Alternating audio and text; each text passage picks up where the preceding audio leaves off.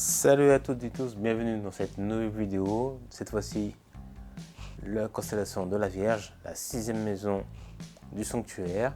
Pour ceux qui connaissent et ont suivi ou suivent Senseiya. Donc c'est une constellation assez petite. Donc nous avons 5 étoiles majeures. Les autres sont des mineurs un peu aux alentours. Mais je ne vais pas m'éterniser sur ces étoiles-là. Par contre, nous avons plusieurs étoiles qui sont aux alentours, qui peuvent être intéressants. Donc, les objets du catalogue Messier, M49, M58, M59, M60, M61, M84, M86, M87, M89, M90 et M104. Donc avec le catalogue, je vous laisse aller voir ces objets. Et donc si vous voulez retrouver également cette constellation, il suffit de trouver Arcturus du Bouvier. Donc Arcturus qui est l'étoile tout en bas de la constellation du Bouvier. Et sinon il suffit de trouver le Lion. Et vous trouverez donc à l'arrière du lion, donc entre Bouvier à gauche, le lion à droite, au milieu, un petit peu en dessous, la constellation de la Vierge. J'en profite pour faire une petite parenthèse avec deux choses bien distinctes, bien différentes, qu'il faut bien se renseigner dessus. Il y a l'astronomie et l'astrologie, et comme quoi, il faut vraiment se méfier de certaines choses parce que le calendrier, donc par rapport au passage du soleil dans le périmètre de la constellation des Vierges est complètement différent du 16 septembre au 30 octobre dans l'ordre du zodiaque. Donc le soleil passe dans ce périmètre là. Or dans l'astrologie c'est du 23 août au 22 septembre. Donc déjà une période qui n'aura rien à voir.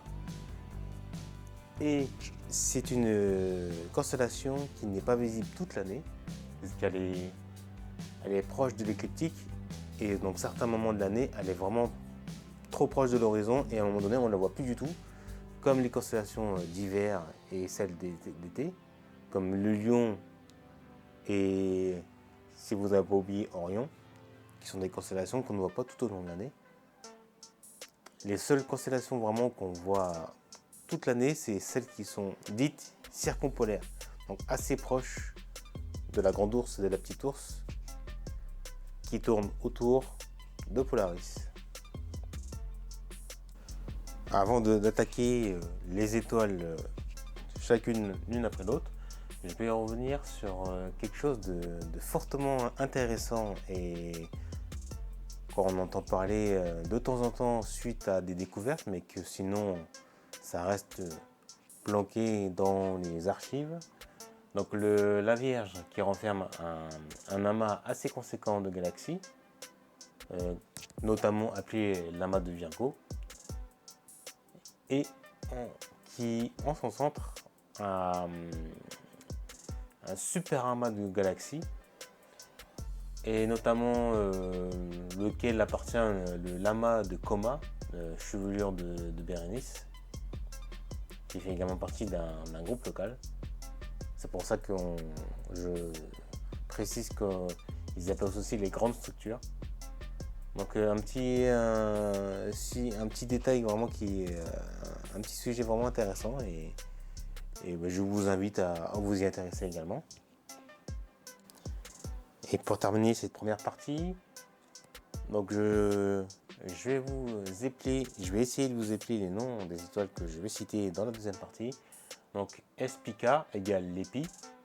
Il y a 22 Miatrix, Minlova, il y a Heize, H-E-Z-E, il y a Zavija et Porrima égale Gamma Vir. Donc voilà les étoiles que je vais vous épeler. Au final, je vais quand même vous citer une étoile en plus. J'avais dit 5, mais finalement une sixième qui qui méritent quand même de faire partie des citations. Et donc nous allons commencer pour le Chevalier d'or de la Vierge.